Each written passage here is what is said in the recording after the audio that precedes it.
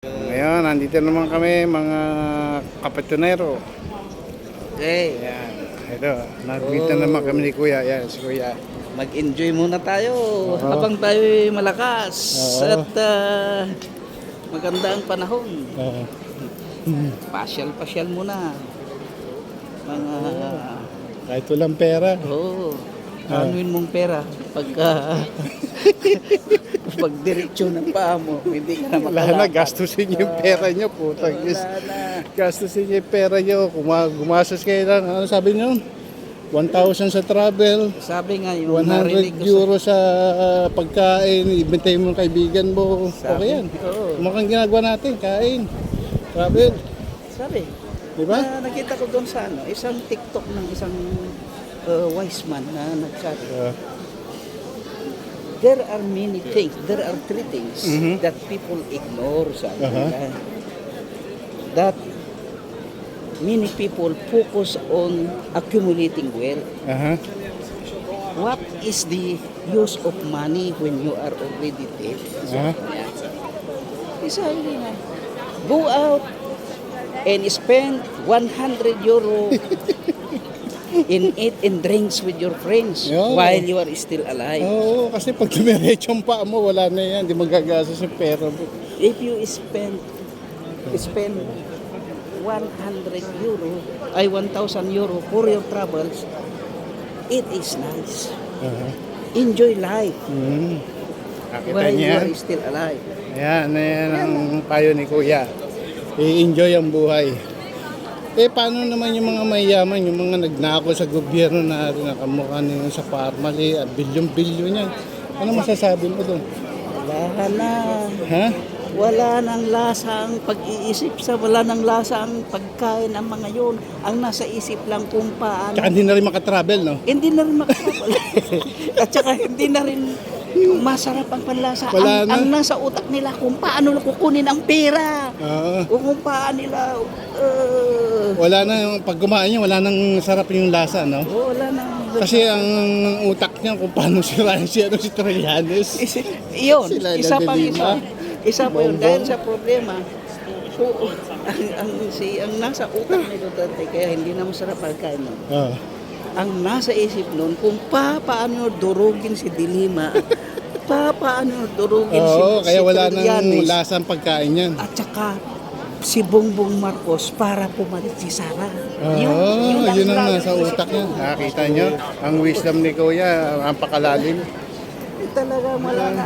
Kaya wala nang katahimikan yun. Wala nang katahimikan. Ano na yan, yung impyerno. Ganun yung mga salot kung saan, Yeah. ang nagiging, yan, pabalik na, degradation, no? Kasi siguro nagbalik, tatago na siya. Wala na wala na yung mga yan. Patayin na sila. Hindi na sila makakaikot. Tignan mo ang mga tourist dito. Oh, yan, yung mga tourist. Oh, yan. Ang ganda kasi ang panahon. Sarap, di ba? Dito sa Vienna, dito ang Stephen's Dome na tinatawag nila. Kita mo? Pinaka-old na simbahan dito sa Vienna. Oh. Ito ay isang taguhan ng mga sundalo ng araw.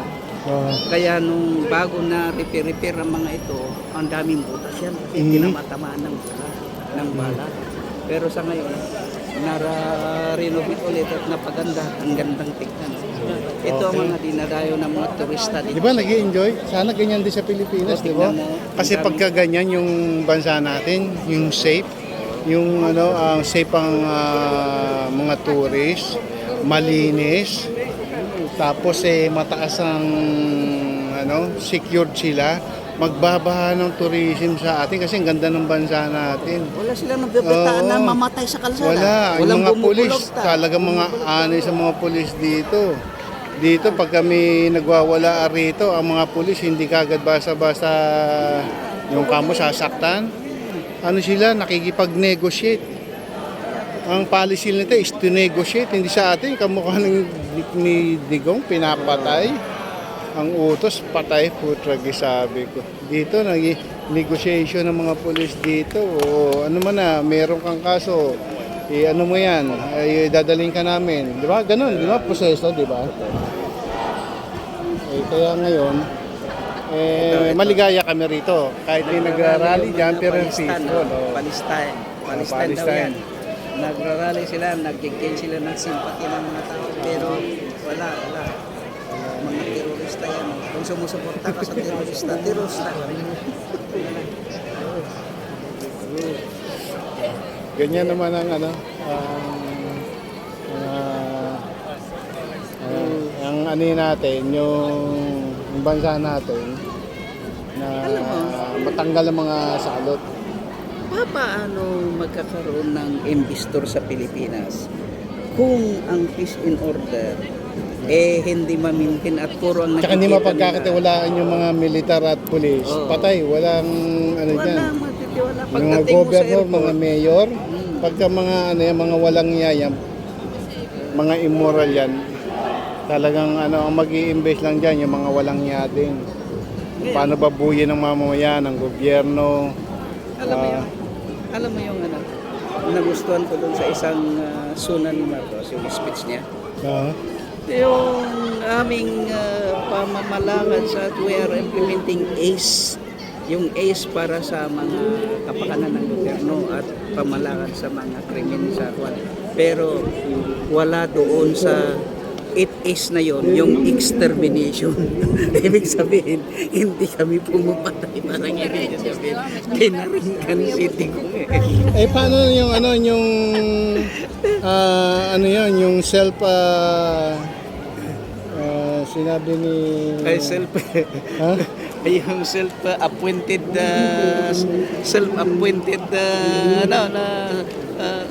Survivor. Survival. Bakit paano nasabi yun? Baka meron siyang alam na baka ang mangyayari kung hindi na ako, no? Aresto ni mga kasama yun, siya lang yung tatakas. Siya lang susurvive, kaya pala. Parang ganon.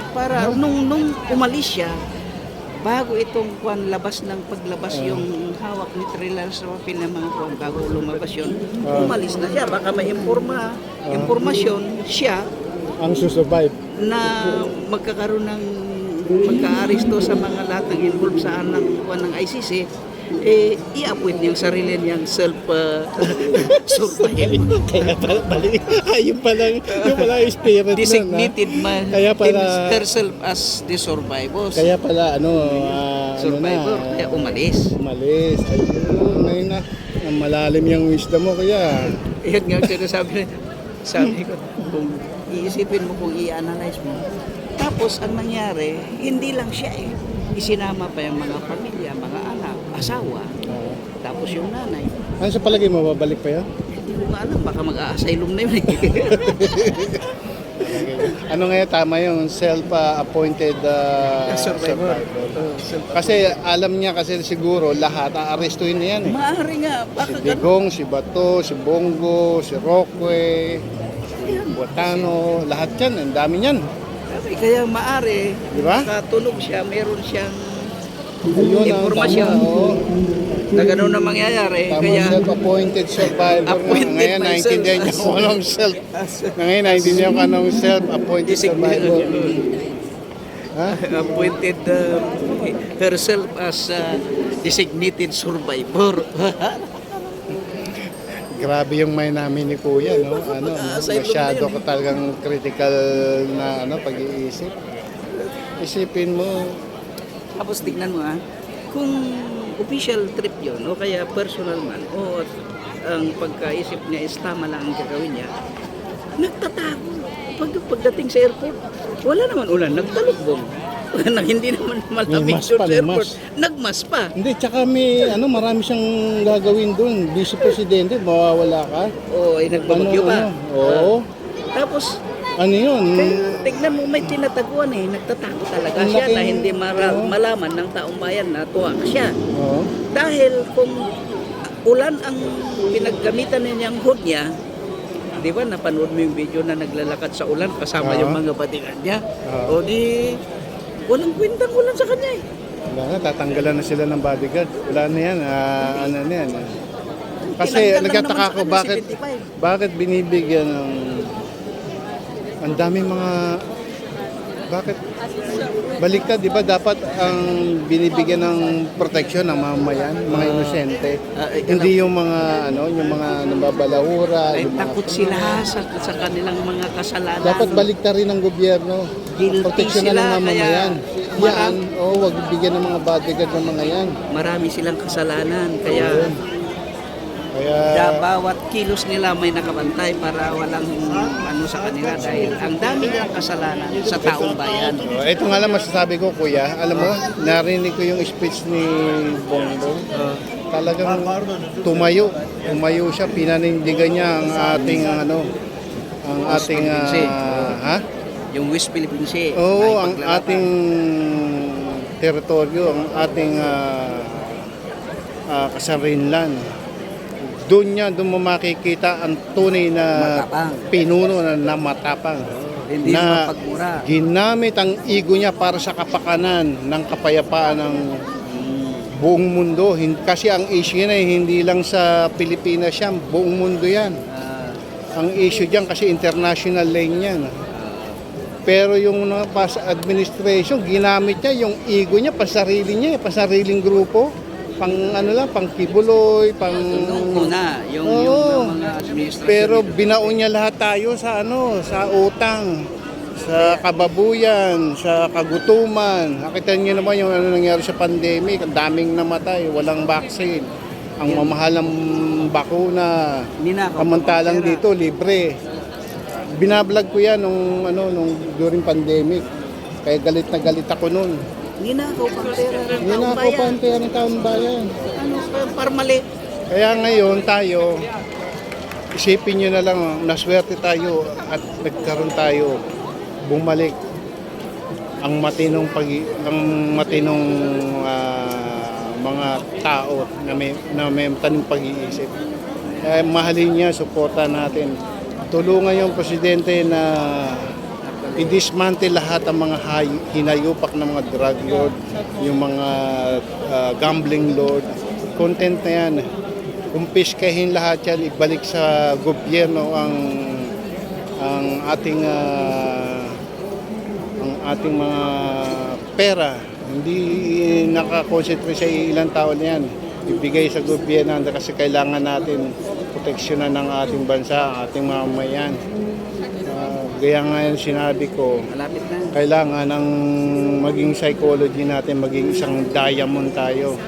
Yung diamond na yan, unpenetrable, indestructible. Hindi kahit ilang missile ang pakawalan ng China yan, hindi tatagos dyan dahil kasi ang intermolecular defense natin is solid.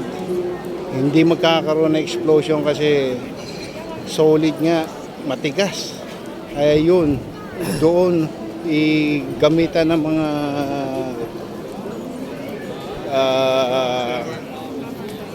kunin lahat mga pera niya, ilagay natin sa defense natin. Kasi darating araw, pabago-bago ang mga ang batas. At saka ang landscape ng mga political strategy, nagbabago yan. Kaya siguruhin natin yung bansa natin na hindi pwedeng pasabugin. Sa archipelago tayo, kailangan niya lahat. Secure ang coastal, ang pagkain, tubig, trabaho, mga karunungan. Magkaroon tayo ng isang halimbawa dito sa buong mundo. Magtatatag ng isang sosyedad ng mga moralista. Di ba, kuya? Yeah. Ikaw mo. Ang moral na pinuno, yun ang importante. Actually, hindi ako makamarkos. Pero kung maganda naman ang ginagawa, suportahan natin. Hindi yung puro critic para sabihin mo lang na Wala tayong mali naman, ba't ikusin din natin? Ganun yun.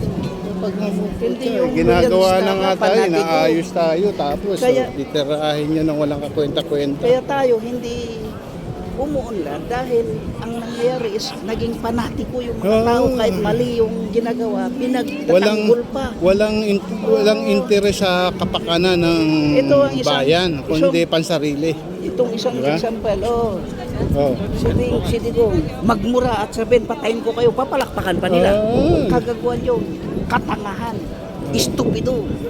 Puta, si Bongbong, hindi marunong magmuray. Kung may utak ba naman ang mga Pilipino na Pati anak nun, sino? Si Basti, sumusuporta sa mo? kanila. Oo. Nasa Pampanga, pinupuri niya ba yung mga Pampanggenyo, hindi niya alam yung mga palapak sa puro Marcos na yan. Nilalaro lang siya siguro. Hindi, yung pumapalakpak doon, yung mga tauhan kikulong. Oo. Membro ng Kaya KOTC. taon ni Gloria. Sinong papalakpak sa kanilang mga pagmumura? Putang inang gano'n. Oo, Sila ang mura. putang. Minumura yung presidente natin. Minumura tayong lahat. Puta. Tapos kayo, hindi kayo magmumura. Eh, okay, wag niyang turuan yung presidente kasi ama ng bayan. Tayo na lang turuan niya. Ano, pag tinuruan tayo, ano sabi mo kuya? Eh di putang ina din niya. Na ano ba tuloy na magputang ina. Actually, alam mo, kung Kasi tatay, yun ang tinuturo niya, kaya pati anak niya, ganun magmura eh. isipin mo na lang, halimbawa, ipalagay mo siya ang tatay mo. Oo. Araw-araw ka na lang na minumura. Ganun talaga magiging mind mo. Ay, putang inang gago na rin na. Putang inang tatay yun, putang inang ama ka. Sasabihin mo ba? Oo, totoo yan. Kasi yun ang, Sasagot ka na kung rin ano yung pinapakain mo, yan ang magiging bunga niyan. Sabihin mo rin na putang inang ama ka rin. Ganun ang ano niya, ang kalalabasan niyan. Kaya nga, Kaya wala. very crude.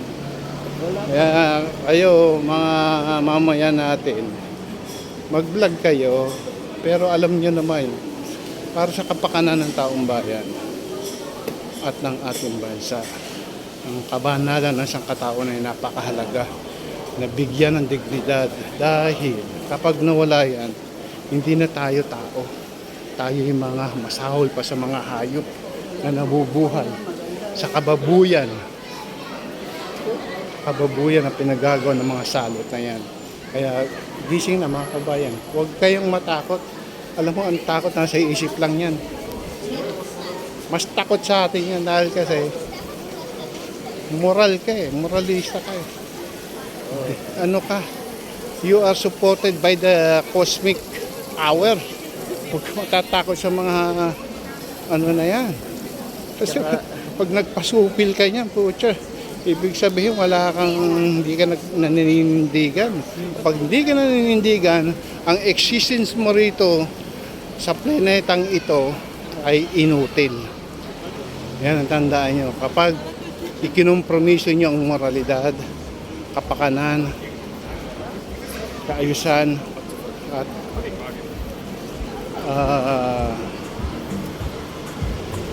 lahat ng mga immoral, pinaghari niya yan. Lahat ng immoral. Lahat Mga immoral. yan, konsekwensyo. Nasa Davao. Ah. Yun, lahat ng mga immoral. Ano niya, i-liberate niyo ang ano, ang Davao. Nandun kay kay Kaya hindi niyo Duterte. pwedeng hayaan ang maghari dyan yung mga Nakakita salot. ka ba ng isang matanda na ang kinukwento yung haba ng titi niya? Oo. Naabot daw sa pusod niya? Oo. Kung hindi ba naman immoral yun? Tapos sabihin niya ro, sampuro ang bayag niya. Wala niya. Tapos yung kwento sa katulong sira ulo na to. ano, inangat na yung kumot yung katulong nila. Hmm. Tapos hinawak-hawakan yung pipay yung katulong Oo. nila. Tapos pupunta sa CR na mag ano daw. Sira ulo talaga. Maaksing matanda yan. Ano? Hindi ba naman Gago. gago talaga. Sira ulo. Kaya Yun, mabuhay ang danger. ex-presidenteng gago. Guys. I-ano niya na yan, intriga niya na yan, dali niya na yan sa ano. Alam mo, Dali na yan sa ano. mas sa, matino pa ang mga nasa mental eh. Alam mo sa pero pag dinala si Digong doon, mas matino pa yung nasa mental. Dahil doon punta ka doon, walang nagmumura na nasa mental. Oo. Di siya, tituno siya ron. Kasi alam niya masira ulo sa kanya. Pati si Kibuloy, pag dinala sa kulungan yan, sasabihin niya sa kulungan na Diyos siya ron. Huwag niya sasabihin na kasi mas marami siraulo ron kaysa kanya. Lalagyan siya ng pamada ron. Sa Mingal. Kung ano-ano lang ginagawa, pero walang nagmumura doon. Katulad Kaya, kuya, kwentuhan na ano lang natin to na habang naglalakad tayo pero nag-enjoy tayo sa ganyan, no? Environment. Oh, yung kotse mo kuya. Kotse mo, mamaya natin, ha? natin mamaya. Wala nang paradaan mamaya. O sige. Ayan yung kotse ni kuya. Oh, mamaya na natin ano, balikan. Kaya lang, magbayad ka uli ng parking. Ha? Ito, bayad pa. Ayun pa, ice cream. Dito lang ang buhay. Huwag kayong ano, ang buhay ay nasa isip lang. Dapat ingatan. Huwag kayong puro sa material, haluan nyo ng spirituality yan. Pag walang spirituality, walang psycho-spiritual paralysm. Life is animal. Kailangan yan. May physical, psycho-spiritual paralysm. Street food. Ayan, ano kuya, ano muna tayo? I-close ko muna to? Okay, close mo muna. Sige, okay kami na. Paalam mo na kami ni Tayo kuya. ng makakainan dito sa Sweden Platz. Sige, okay, bye-bye. Hanggang muna kayo, mga kapatid. Okay, ingat mga kayo kapatid. Sige, sa mga bye-bye. putangin ng ano, mandarambong dyan sa Pilipinas. Okay, bye-bye.